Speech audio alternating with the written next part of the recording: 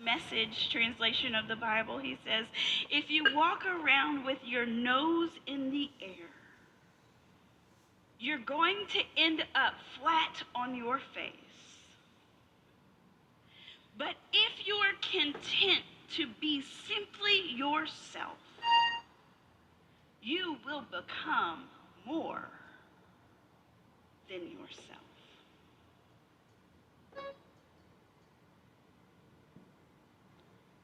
Friends, forgiveness is not for us.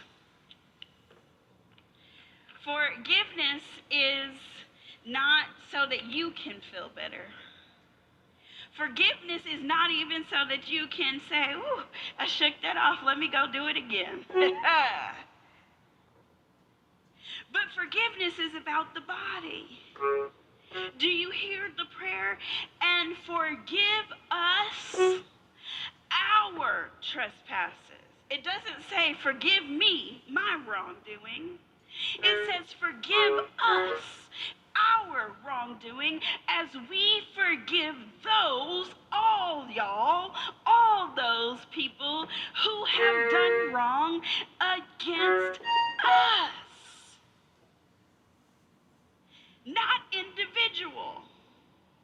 It's communal. It's about the community. It's about the whole world. It's about everybody. It's not just so that me and Mary can get right. There's a process for that in the Bible. But it's so that all of us can be right with all of God's people so that we can be right with God.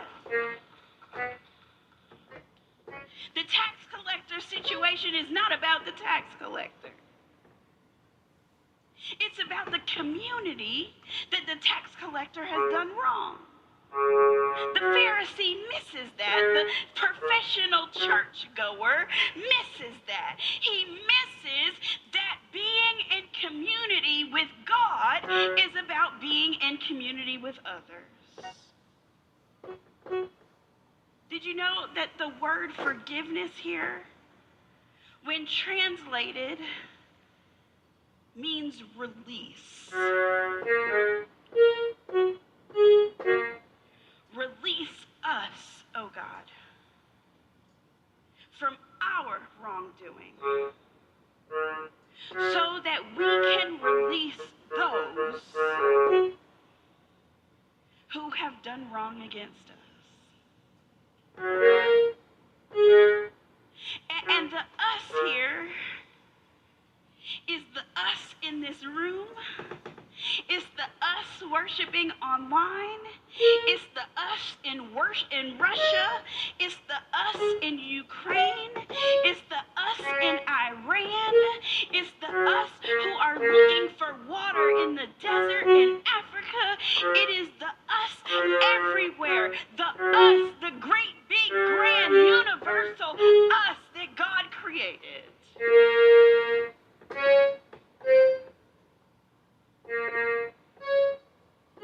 Pastor Adam Hamilton tells the story of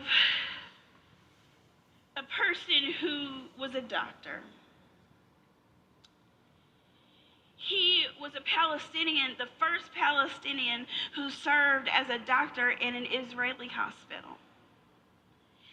And one day he went home and his house had been bombed by Israeli tanks. His 3 daughters and his niece were murdered.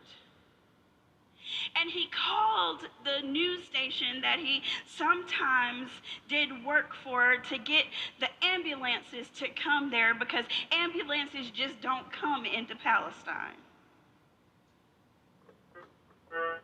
And he could have stopped healing the Israeli sick. He could have said, I'm never going to help anybody ever again. But instead, he can be heard on this tape saying, forgive whoever did this. So that we can be about the healing of this nation.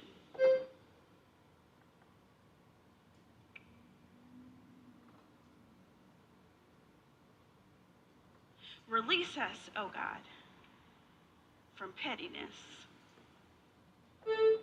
Release us, oh God, from meanness. Release us, oh God, from the me way of being in this world. Release us, oh God, from racism. Release us, oh God, from sexism. Release us, oh God, from homophobic living.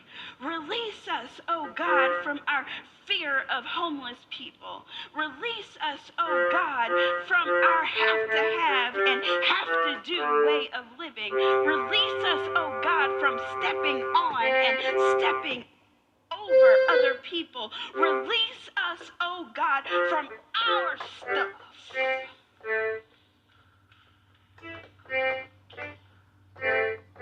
Catch this. Not so that we can feel better. Did you see this? You with me? Not so that I feel better. Not so that you feel better. But so that we can release those who have acted unkindly against us.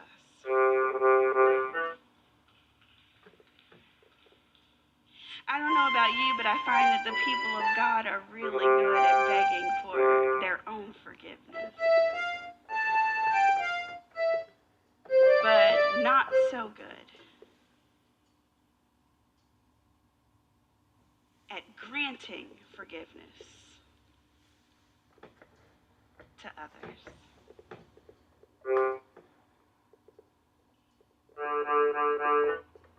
Forgive us our trespasses as we forgive those who trespass against us.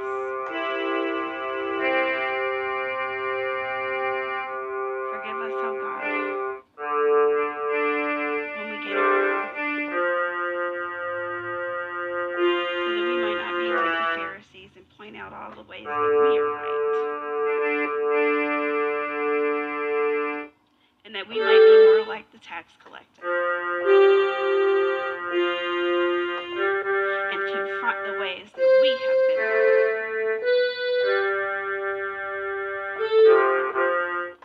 so that we can release the wrongdoing against us.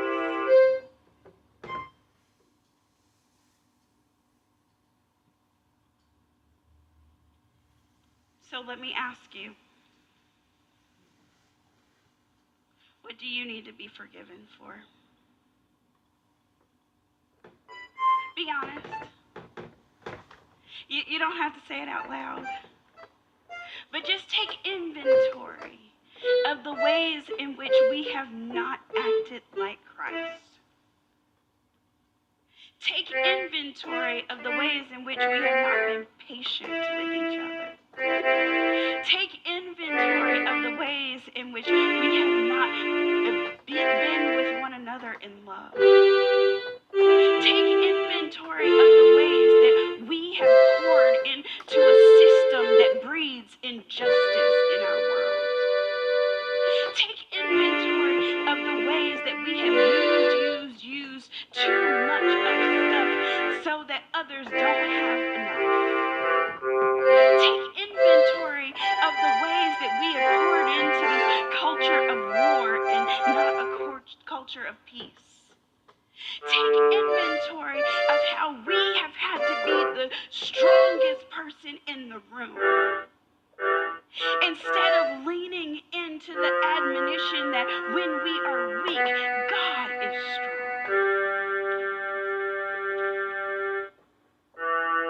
Take inventory.